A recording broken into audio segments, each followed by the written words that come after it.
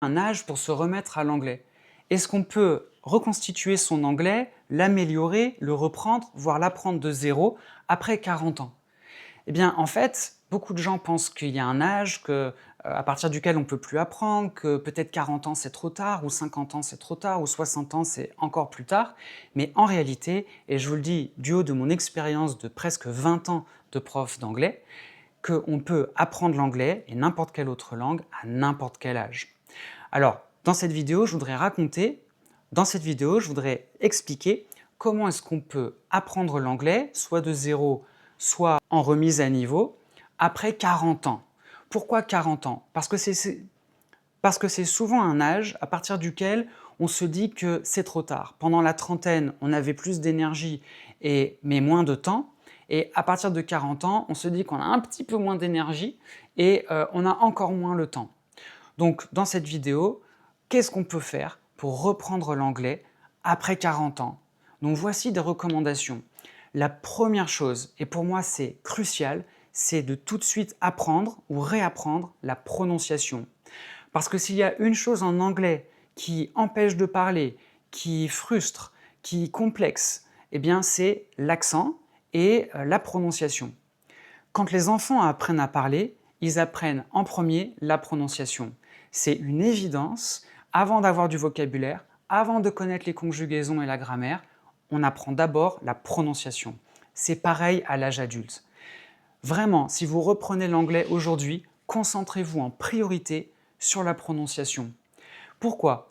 Parce que par exemple en anglais, il y a l'accent tonique. L'accent tonique, ça veut dire que certaines voyelles sont chantées 4 ou 5 notes plus haut que les autres. Par exemple, en anglais, on dit education, information. Donc, alors qu'en français, on dit information, éducation, en anglais, information, education. Donc, c'est uniquement une histoire de hauteur de voix.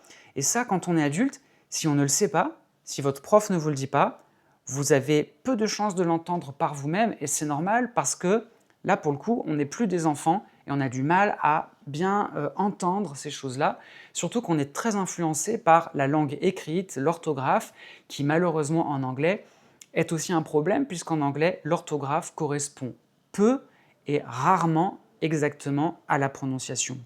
D'ailleurs, en anglais, on ne note pas l'accent tonique dans l'orthographe, alors que l'accent tonique change tout le temps dans les différents mots. Alors la bonne nouvelle, c'est que la prononciation, c'est un champ d'étude très limité. La prononciation, c'est bien connaître les voyelles, savoir qu'en anglais, il y a des voyelles courtes et des voyelles longues, et que certaines voyelles se prononcent légèrement différent en français et en anglais. Par exemple, le i court en anglais ressemble plutôt au et français. On dit pas, on dit hit. C'est pas it, c'est hit, c'est un et. Donc il y a tout un tas de choses à savoir sur la prononciation des voyelles et aussi sur la longueur des voyelles. Par exemple, hit, c'est frapper avec un i court, mais heat avec un i long, ça veut dire la chaleur. Donc prononciation, première chose à remettre en place. Accent tonique, extrêmement important, comprendre qu'est-ce que l'accent tonique, comment on le prononce et surtout sur quelle syllabe il tombe. Je vous ai donné les exemples de education et information.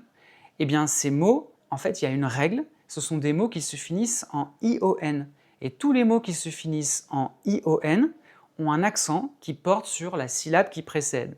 Donc dans information, le A est accentué parce qu'il précède le ION. Alors il y a plein de petites règles comme ça à apprendre et faciles à assimiler. Une fois qu'on les connaît, on entend dans la conversation et on est capable de mieux répéter. Vraiment, la prononciation, c'est crucial. Et je ne vous ai pas non plus parlé de l'intonation qui est différente en français et en anglais, puisqu'en français, on a tendance à monter la voix en fin de phrase, tandis qu'en anglais, on la descend. Mais je ne vais pas aller plus loin là-dessus. Si ça vous intéresse, allez regarder les vidéos sur mon compte. J'ai fait plein de vidéos là-dessus, sur les différences de prononciation entre le français et l'anglais. Et si vous avez envie d'aller plus loin, allez regarder du côté des mini-formations et des cours que je propose qui peuvent vous être très utiles si vous êtes en train de vous remettre à niveau en anglais. La deuxième chose à savoir, si vous devez vous remettre à l'anglais ou le commencer de zéro, c'est bien mettre en place les conjugaisons. Donc les conjugaisons, elles sont très différentes entre le français et l'anglais, mais la bonne nouvelle, c'est que c'est beaucoup plus simple de conjuguer un verbe en anglais qu'en français.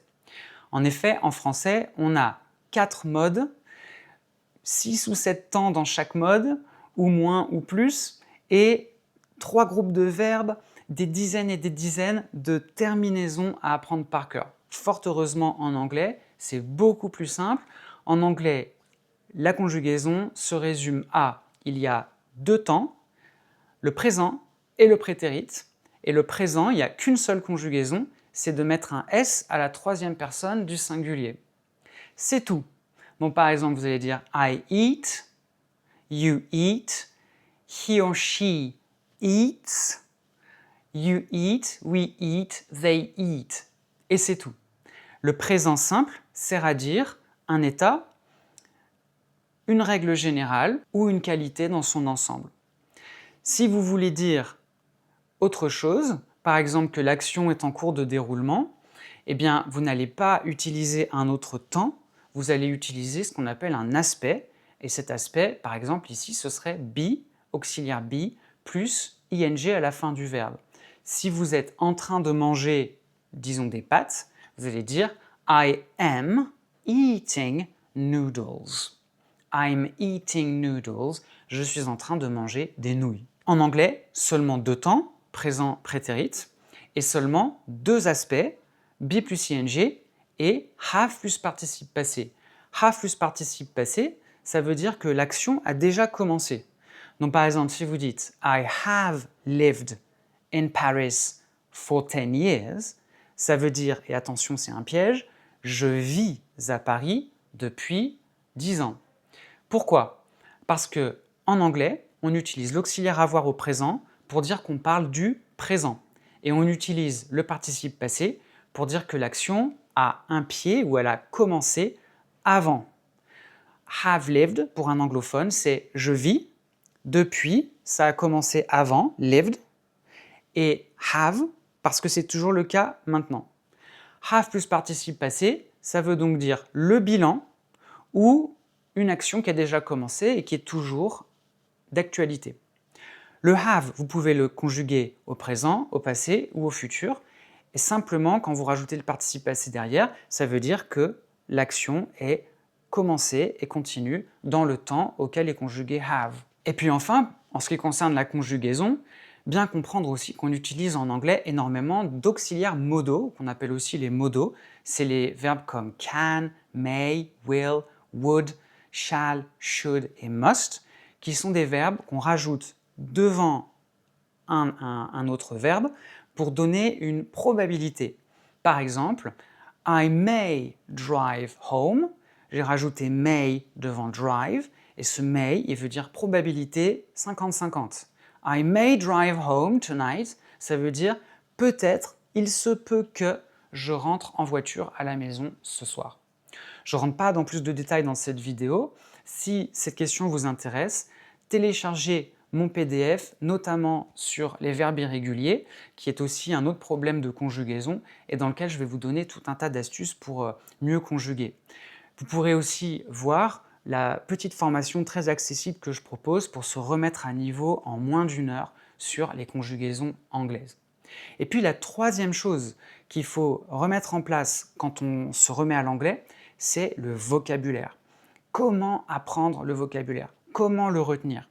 Eh bien, en fait, le vocabulaire, il y a 2 types de vocabulaire. Il y a le vocabulaire passif et le vocabulaire actif. Le vocabulaire passif, c'est le vocabulaire que vous connaissez, mais que vous n'êtes pas capable de dire spontanément. Donc, ce vocabulaire passif, c'est si vous lisez un texte, vous connaîtrez les mots, mais si vous deviez parler de ce texte, le résumer, vous ne sauriez pas forcément retrouver les mots. Le vocabulaire actif, c'est le vocabulaire que vous pouvez mobiliser spontanément. C'est le vocabulaire auquel vous pensez et que vous utilisez quand vous voulez vous exprimer. Tout le problème quand on apprend du vocabulaire, c'est d'abord de retenir du vocabulaire passif, donc connaître plus de mots pour comprendre plus précisément tout ce qui se dit ou tout ce qui est écrit, Et ensuite, la deuxième problématique, c'est de faire passer le vocabulaire passif dans le vocabulaire actif. Alors, comment on fait? Eh bien, déjà, pour retenir du vocabulaire en passif, il y a plusieurs méthodes, notamment des méthodes mnémotechniques, des méthodes de contexte, que je vous ai listées dans un guide gratuit pour apprendre le vocabulaire que vous pouvez télécharger sur le lien dans la description. Je vous invite à aller jeter un coup d'œil ou alors à regarder les autres vidéos dans lesquelles je parle de ces techniques. Et pour faire passer le vocabulaire passif dans le vocabulaire actif, il faut rencontrer les mots au moins 3 fois dans 3 contextes différents. Donc par exemple, vous avez appris un nouveau mot, il est dans votre vocabulaire passif, et puis quelques jours plus tard, vous allez lire ce mot dans un texte, donc vous allez le reconnaître, et encore 3 jours plus tard, vous allez l'entendre, par exemple aux informations à la télévision, et c'est là que, tout à coup, en l'ayant rencontré 3 fois, vous allez vous en souvenir. Ensuite, pour le fixer, il va falloir vous obliger à l'utiliser, par exemple avec des expressions guidées, si vous avez un professeur, pour faire des rédactions ou bien des petits dialogues, en vous obligeant à utiliser ce vocabulaire. C'est comme ça que vous allez acquérir du vocabulaire actif. En tout cas, voilà 3 grandes pistes pour vous aider à vous orienter dans la reprise de l'apprentissage de l'anglais après un certain âge, et je vous souhaite beaucoup de bonheur à le faire parce que vraiment l'anglais c'est une langue extrêmement passionnante, belle, utile, qui permet d'appréhender le monde, de rencontrer des gens, d'échanger. Pour moi, c'est la plus belle langue du monde, après le français bien sûr, et j'ai beaucoup de joie à l'enseigner. Vous pouvez regarder aussi dans la description si vous voulez suivre mes autres comptes sur les réseaux sociaux, ou si vous avez des questions, vous pouvez laisser des commentaires.